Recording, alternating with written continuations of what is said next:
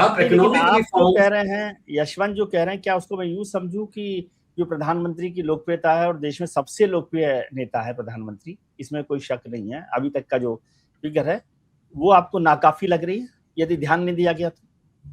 नहीं, नाकाफी तो देखिए, अभी ममता बनर्जी ने ध्यान नहीं दिया, क्या वो लोकप्रियता काफी साबित हुई क्या? मैं इन चीजों को बोलने में परहेज में कभी नहीं करता। आप अगर कोई ये सोचे कि प्रधानमंत्री की लोकप्रियता हमको जिताने के लिए काफी है, तो देश में इतने राज्यों में जो भाजपा हारी पिछले 12 साल में, क्या हारती तो वो पर्याप्त तो नहीं होता। 2024 में सीटें कम हो गई कि नहीं हो गई?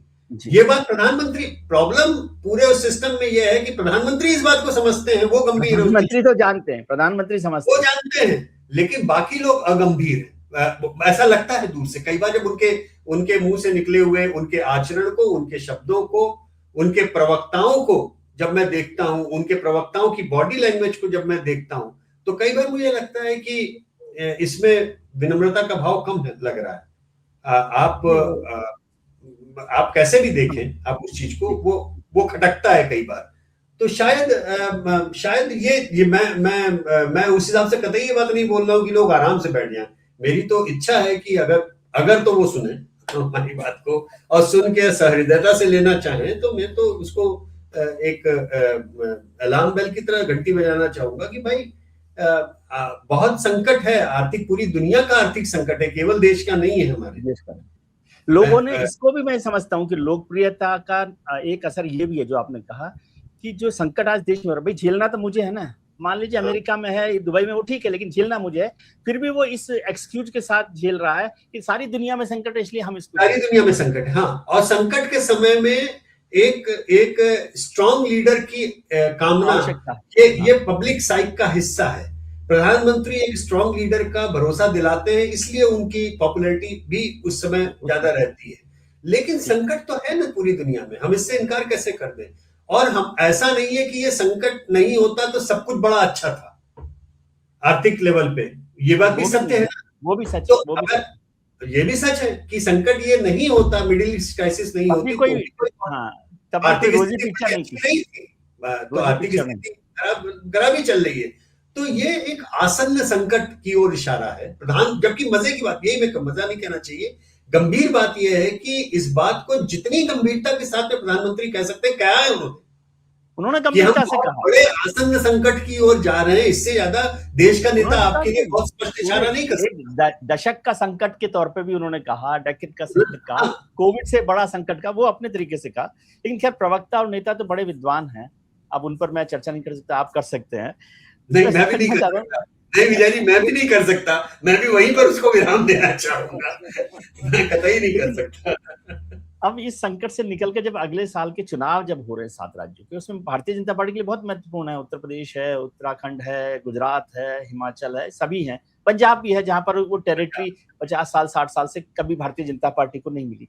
आप क्या देख रहे हैं आज की तारीख में, यदि देखा जाए तो? अभी दूर है लेकिन कुछ देखिए, पंजाब से ही शुरू करते हैं बहुत संक्षेप में। पंजाब में आम आदमी पार्टी की अभी सरकार है और कांग्रेस वहां पे मुख्य पोजीशन है। तीसरे नंबर पे लोकसभा के समय में अकाली दल से ऊपर बीजेपी आ गई, बीजेपी, और अकाली बीजेपी का जब से साथ छूटा है, तब से मामला वहां पे कांग्रेस वर्सेस आप का हो गया।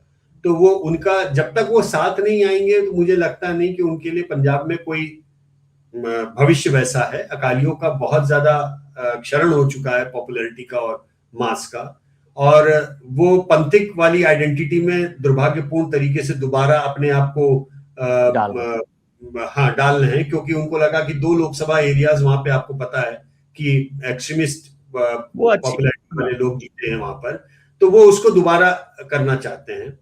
एंटी इनकम्बेंसी अपनी जगह पे है आम आदमी पार्टी के खिलाफ, लेकिन कांग्रेस कोई उसको ऑटोमेटिकली भरने की स्थिति में भी नहीं है। तो एक अजीब ढंग का चौतरफा मुकाबला है। इस चौतरफा मुकाबले में अगर अकाली और बीजेपी साथ में आते हैं तो शायद वो एक गंभीर ट्रायंगुलर कंटेस्ट होगा, जिसमें मामला इंटरेस्टिंग रूप से फंसेगा। आज की तारीख में इस चौतरफा बंटवारे के कारण मुझे लगता है कि आम आदमी पार्टी अभी भी एक अपर हैंड पे है। मैं अभी ऐसा मानता हूं। आज की तारीख में। अभी तो चुनाव में बहुत समय है, देखना होगा क्या होता है, लेकिन उनके पास में सुपर मेजोरिटी भी थी। सुपर मेजोरिटी को भी कम होते बड़ा होते बड़ा बड़ा टाइम लगता है। उत्तराखंड में मामला, लेकिन पंजाब पर एक लाइन मैं थोड़ा सा आपसे समझना चाहता हूँ कि आपने जो कहा वो बिल्कुल ठीक बात है, लेकिन क्या पंजाब में आम आदमी पार्टी की दुकान का बोर्ड बदलने वाला है? या जैसे आप और हम सब लोग बनारस और जयपुर से रहने वाले लोग हैं, तो बहुत दिनों बाद दुकानें दो दो हो जाती हैं, असली और जनता, तो वहां पर कोई ब्रांड बदलने वाला है? इसको मैं इस दृष्टि से भी समझना चाहता हूँ कि अभी 7 सांसद पंजाब से, 6 सांसद पंजाब से और वहां से आम आदमी पार्टी के बीजेपी में आ गए। तो जैसे हम तो ट्रेन में चलने वाले हैं, आप नहीं जानते होंगे, ट्रेन भी होती है हिंदुस्तान में, आप दुबई में रहते हैं तो शायद पता नहीं। तो ट्रेन में जब हम आ रही होती है प्लेटफॉर्म पर, जो एक्सप्रेस ट्रेन, पैसेंजर ट्रेन होती थी, तो उसमें पहले चढ़ जाते थे जो लोग, डब्बे, गाड़ी रुकी नहीं उससे पहले चढ़ जाते हैं। उनका काम होता है कि जो बाहर खड़े रह गए हैं जो अभी आने के लिए, उनके लिए जगह रोक लेना और उनको चढ़ा लेना। तो ये 6 सांसद कुछ और चढ़ाने वाले हैं। ट्रेन में गमछा भी रखा जाता था, गमछा भी रखा जाता, गमछा भी रखा जाता था कि ये सीट हमारी है हमारी। लेकिन वो गमछा रखने की प्रक्रिया में कई बार ये भी होता था कि प्लेटफॉर्म नंबर 3 पे आने वाली मेल जो है वो प्लेटफॉर्म नंबर 5 पे आएगी, तब जो भगदड़ मस्ती थी वो, या मस्ती है, वो भगदड़ का हम सब लोग हिस्सा रह चुके हैं होल्डार उठा करके भागने के लिए लास्ट मोमेंट पे। तो मुझे ऐसा लगता है कि अभी अभी ट्रेन के आने में समय है। जो गमछे उठाए गए हैं उन गमछों की कोई बहुत ज्यादा वैल्यू नहीं है, क्योंकि वो केवल और केवल एसी के कोच के हैं। उसमें आप गमछा रखने की शीशे में से कोई फायदा नहीं है। वो सीटें आपने ले ली, ठीक है, लेकिन एसी का कोच जो है वो उस ट्रेन में मेजॉरिटी नहीं है। मेजॉरिटी के एसी के एक ही 2 डब्बे हैं, 50-25 डब्बे जो है जनरल के डब्बे हैं। ये ध्यान रखना चाहिए। और दूसरी चीज ये है कि हाँ, ये जरूर हम मान सकते हैं कि पिछले कई बार से जैसी राघव इच्छा, उस लिहाज से देखते हुए, राघव चड्ढा जी के कार्यक्रम को देखते हुए ये जरूर लगता है कि मान साहब का भी मान कहीं कुछ पलटे तो वो एक अलग तरीके से जाए और प्लेटफॉर्म लास्ट मोमेंट पे बदल जाए ट्रेन का, तो वो उससे इनकार नहीं किया जा सकता। लेकिन पंजाब एक वो जगह है जो मेरे ख्याल से प्रधानमंत्री मोदी की भी लेगेसी को एक तरह से डिफाइन करने वाली बात है। पिछले 12-13 साल में मुझे नहीं लगता कि हमने सिख आइडेंटिटी या पंजाब को जिस तरीके से बेंड ओवर बैकवर्ड जिसे कहते हैं, प्रधानमंत्री ने कोशिश की है अपने साथ में लाने की। कुछ लोग कहते हैं अपीस करने की। मेरा मानना है कि वो अपनी ओर से जी हां उन्होंने कोशिश की है सिखों के इमोशन को जीतने की। उसका उनको प्रतिसाद मिला नहीं है अभी तक। ठीक है। और यूपी को हम समझे पहले, यूपी बड़ा स्टेट है। हाँ, यूपी बड़ा स्टेट है। यूपी से बड़ा मजेदार ये है कि यूपी की लड़ाई अखिलेश जी की और योगी जी की या बीजेपी एसपी की लड़ाई नहीं है। मैंने तो बड़ा आनंद आ रहा था देखने में कि बंगाल के रिजल्ट आने पे लखनऊ में लोगों के मुंह उतरे हुए थे। आसाम के रिजल्ट ने लखनऊ में परेशान किया लोगों को। कारण उसका यह है कि इंटरनल मैकेनिज्म के अंदर जो एक न्यूमरो यूनो चीफ मिनिस्टर वाली हैसियत जो थी, अब वो न्यूमरो यूनो वाले में कहीं ना कहीं आसाम के सज्जन भी बराबरी पे आ गए हैं और वो हर तरीके से राष्ट्रीय हेडलाइन का भी हिस्सा बने हुए हैं। हिंदुत्व की राजनीति में न केवल उन्होंने राजनीति की है विश्व शर्मा ने, हेमंता ने, बल्कि दम ठोक करके डिलीवर कर दिया उसे। आप इसको इस तरह से देखें।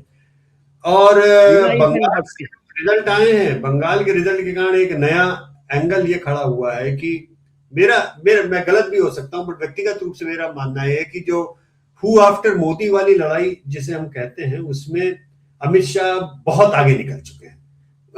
बंगाल को उन्होंने जिस तरह से डिलीवर किया है, अब उसके कई सारे एस्पेक्ट होंगे, हम लोग अलग कभी बात कर सकते हैं कि भाई वो अलग इशू है, लेकिन डिलीवरेबली में डिलीवर जैसे किया है वो उसका कोई जवाब, इससे कोई इनकार कर ही नहीं सकता कि पश्चिम बंगाल को डिलीवर किया है अमित शाह ने।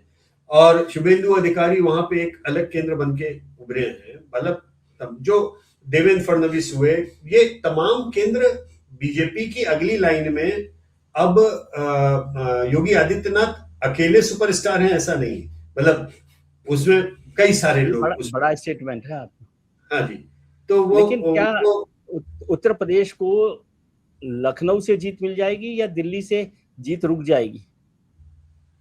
अब यही राजनीति का तिरछा सवाल है, क्योंकि अखिलेश जी को ज्यादा भरोसा अपने से ज्यादा दूसरे पे होगा। तो ये इंटरेस्टिंग एस्पेक्ट होगा, मतलब उत्तर प्रदेश की लड़ाई तिरछी है, और वो जिनको ये बात न समझ में आ रही है वो लोकसभा चुनाव के नतीजे उठा के देख लें उत्तर प्रदेश के, तो उन्हें ये बात समझ में आ जाएगी कि क्यों टेंजेंशियल लड़ाई है उत्तर प्रदेश की। हालांकि अब मेरा मानना यह है कि जिस तरीके से नंबर 2 वाली लड़ाई में अमित मिश्रा जितने ज्यादा आगे निकल चुके हैं, उसमें वो वाला हिस्सा सेटल डाउन हो जाना चाहिए, ऐसा मुझे लगता है। बट राजनीति तो राजनीति है, वो भी हिस्सा देखने लायक होगा। उत्तराखंड और भी एक इंटरेस्टिंग एस्पेक्ट हो रखा है। उत्तराखंड में तो पिछले चुनाव में भी आइडियली कांग्रेस को आ जाना चाहिए था, लेकिन कांग्रेस ने जो है वो परोसी हुई थाली पूरी भाजपा को खिला दी। अब वो अभी भी हमारे आंकड़ों में, आपको पता है, बड़ी विचित्र सी चीज है, वहां पे कांग्रेस के जितने भी नेता हैं उसमें हरीश रावत को छोड़ के और कोई तीसरे का नाम नहीं आता। पैन स्टेट के रूप में कोई कांग्रेस के बाद में दूसरा नेता